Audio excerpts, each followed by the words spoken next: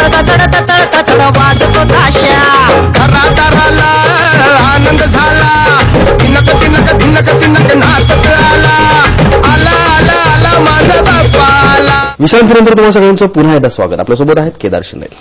केदार, आता हॅलो जय हिंद बद्दल आपण बोललो. आता मला थोडंसं तुझ्या बॅकग्राऊंड मध्ये जायचं आहे. म्हणजे जिथून तू आलास, तुझी शाळा किंवा तू ज्या सगळ्या वातावरणात वाढलास, कुठल्या तरी क्षणी असं वाटलं असेल तुला की हा स्पार्क माझ्यात आहे, अभिनयाचा असेल, मग तू जसं तू आता म्हणलास की नृत्याचा असेल किंवा दिग्दर्शनाचा असेल, असा कुठला प्रसंग आठवतो जुना की या क्षणी वाटलं की नाही मला या क्षेत्राकडे जायचंय, मला फिल्ममध्ये जायचंय? जेव्हा मी 3 वर्षाचा होतो आणि आमच्या आंबेकर नगर सोसायटीचा गणेशोत्सव असतो, त्यावेळेस मी पहिल्यांदा अमर अकबर अँथनी या सिनेमातलं पर्दा है गाणं केलं होतं. ही गोष्ट 76ची, मी 73 साली जन्माला आलो. तर 76ला मला सांगण्यात आल्यानंतर की तुला 82 रुपये प्राइज मिळालं होतं त्या नृत्याचं. आणि मला समजही नव्हती, या सगळ्या गोष्टी घडत गेल्या आणि लोकांना ते आवडलं. तो स्पार्क तिथे माझ्या आजूबाजूच्यांना जाणवला असेल आणि मला पण जाणवला असेल की मग त्यानंतर मग मी रमलो तो इथेच आहे. फिल्म्स कडे तू हळूहळू वळलास. म्हणजे जसं तू आता म्हटलंस की अभिनेता म्हणून खरं तर तुला यायचं होतं, आवड होती, पण तू दिग्दर्शनाकडे गेलास.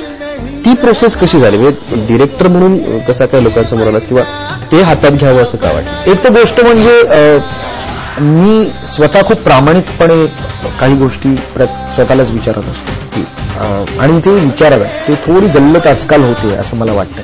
आजकाल तुम्ही भर गर्दीमध्ये कोणाला विचारलं तर 99% हात वर येतील ज्यांना अभिनेता व्हायचं. तर मी सगळा स्ट्रगल करत होतो. म्हणजे एकाच एक्सप्रेशनचे पण वेगवेगळ्या कपड्यांमधले फोटोज पण मी काढले होते आणि वेगवेगळ्या ऑफिसेसमध्ये पण मी दिले होते. ज्या पद्धतीने आज लोक माझ्याकडे देऊन जातात फोटोज, त्यानंतर मग त्या फोटोज आणि त्या बायोडेटाचं काय होतं हे मी आता जाणवू शकतो. आणि म्हणूनच ना माझ्याकडे येणाऱ्या मंडळींच्या बद्दल मी आजही खूप प्रेमाने आणि खूप सिरियसली त्यांच्याशी बोलतो. कारण मला असं वाटतं की मला जो अनुभव आला तो माझ्यातर्फे कोणालाही येता कामा नाही. मी नवीन लोकांना संधी दिली याच्याबद्दल खूप कौतुक आहे, पण ती का दिली याचा विचार कोणीच केलेला नाही. कारण मला असं वाटतं की ती संधी मला मिळाली नाही, माझ्यावर कोणीच जुगार खेळलं नव्हतं. तर मला असं वाटतं की जर माझ्यात धमक आहे तर मग मी जुगार खेळायला काय हरकत आहे? काय पडीन ना, काय होणार आहे? आणि पडल्याशिवाय माणूस उभा राहत नाही. तर असे बरेच प्रसंग आले इंडस्ट्रीत. माझ्या बरोबरीने माझ्याकडेही काम केलेली लोक पुढे काय काय होत गेली हेही लोकांना माहिती आहे. त्याच्याबद्दल खूप आनंद, त्याच्याबद्दल खूप अभिमान आहे. पण मला असं वाटतं की त्या घोड्यावर स्वार होऊन तो घोडा चालवण्यामध्ये जी मजा आहे ना ती मी अनुभवली या दिवसांमध्ये. स्पर्शाने खुलते नाट्यांच्या बंधात धुंद मोहरते मन उधाण वाऱ्याचे गुज पावसाचे का होते बेभान कसे गरीवरते मन उधाण वाऱ्याचे गुज पावसाचे का होते बेभान कसे गरीवरते. आतापर्यंत नाटक केलीस, सिरियल्स केल्या, चित्रपट केलेस, अर्धी अधिक तुझी प्रोडक्ट अशी आहेत की लोकांनी उचलून धरली, लोकांना ती खूप आवडली, लोकांच्या जवळ येणारी सगळी प्रोडक्ट होती. पण तुझ्या जवळचं कुठलं प्रोडक्ट आहे एवढ्या सगळ्यामधलं आणि ते का? नाटकात माझ्या जवळचं प्रोजेक्ट एकच जे लोकांनाही आवडलं, सगळे सही, ज्याने एक सेटलमेंट दिली आयुष्यामध्ये. त्याच्या अगोदर 9 नाटकं आहेत माझी आणि ती 9 नाटकं आली आणि गेली नव्हती. आजही लोकांना तुतू मिमी माहितीये, आजही लोकांना श्रीमंत दामोदर पंत माहितीये, आजही लोकांना आमच्यासारख्या आम्हीच माहितीये. तर त्यामुळे ना ती 9 नाटकं सतत लोकांसमोर होती आणि त्याचे खूप शो झाले. एक मुलगी आणि हा एक मुलगा, मोठा मुलगा. मुली कोणाचा? हा कोण विदूषक?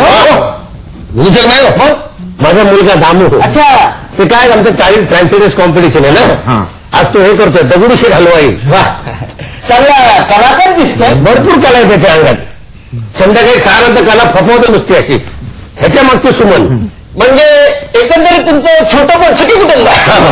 तर तुम्ही काय करताय पटकन सुमनला आणा. तुम्ही भराभर प्रश्न विचारा आणि 15 मिनिटात तुम्ही इथनं निघालात तरी आम्हाला राग येणार नाही. पण तरीही मला एक नाटकात सेटलमेंट दिली ती सैरे सैनी. ते खूप जवळचं नाटक माझ्यासाठी ठरलं. माझा मित्र ज्याला मी आयुष्यात असा नेहमी विचार करत होतो की हा माणूस सुपरस्टार व्हायला पाहिजे कारण त्याच्यामध्ये तेवढी कॅपॅबिलिटी आहे. तर तो माझा मित्र भरत जाधव त्यानिमित्ताने सुपरस्टार झाला. आणि सिरियल्समध्ये माझ्या जवळचं प्रोजेक्ट श्रीयुत गंगाधर टिपरे. त्यात मला असं वाटतं की एक दिग्दर्शक म्हणून केदार शिंदे ला खूपशा गोष्टी शिकायला मिळाल्या आणि त्या वन अँड ओनली एकाच माणसाकडून, ते म्हणजे दिलीप प्रभावळकर. मला असं वाटतं की तो एक 3.5-4 वर्षाचा जो प्रोसेस आहे तो इतका आयुष्यात माझ्या स्मरणात राहणारा आहे. त्यामुळे ते प्रोजेक्ट मला खूप जवळचं वाटतं. सिनेमात म्हणशील तर माझी पहिली फिल्म म्हणून अगबे यारेकच्या हे माझ्या जवळचं आहे, पहिली फिल्म म्हणून. पण एक बेस्ट फिल्म म्हणून अजूनपर्यंत एकही नाही. त्यामुळे मी असं विचार करतोय की 9 नाटकांनंतर सैरे सै आलं, खूपशा सिरियल्स केल्यानंतर श्रीयुत गंगाधर टिपरे आलं. त्यामुळे आता खूपसे सिनेमे केल्यानंतर कदाचित माझं ड्रीम प्रोजेक्ट.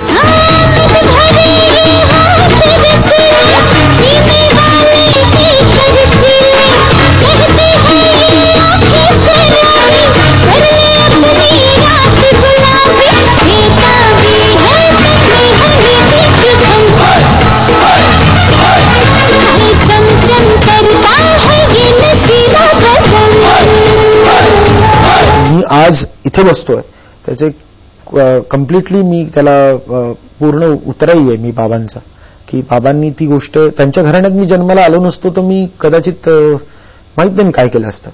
तर त्यामुळे ते संस्कार आहेत माझ्या आईवडिलांचे माझ्यावर संस्कार आहेत. मला असं वाटतं की आई वडील एक गोष्ट ही महत्वाची आहे की ती आपल्याला जन्माला घालते. त्यामुळे ते जन्मच दिला नसता तर पुढचं रामायण घडलंच नसलं. त्यामुळे ते आई वडील माझ्यासाठी फार महत्वाचे आहेत. मी ज्यांना मानतो ते श्री स्वामी समर्थ यांच्यामुळे कितीतरी आमचा करिअर ग्राफ हा नेहमी ECG सारखा असतो. खूप चढ असतात, खूप उतार असतात आणि चढ असतानाही ते सतत बरोबर असतात आणि उतार असताना तर ते जरा जास्तच जवळ असतात. त्यामुळे मला असं वाटतं की तिथे खोटं नाही बोलू शकत, तिथे सगळं शरण जातो आपण. घरच्यांची साथ आहे, बायको आणि मुलगी. माझ्या सगळ्या वेडेपणामध्ये आजही त्या माझ्या बरोबर आहेत आणि त्यांना अभिमान आहे, त्यांना आनंद आहे. केदारनं आयुष्यामध्ये त्याच्या घडलेल्या गोष्टी आणि तो कसा इथपर्यंत आला ते आता आपल्याबरोबर शेअर केलेला आहे. अजूनही एक सेगमेंट माझ्याकडे आहे, अजूनही त्याच्याकडून काही जाणून घ्यायचं आहे, पण पुन्हा एकदा घेणार आहे एक छोटीशी विश्रांती.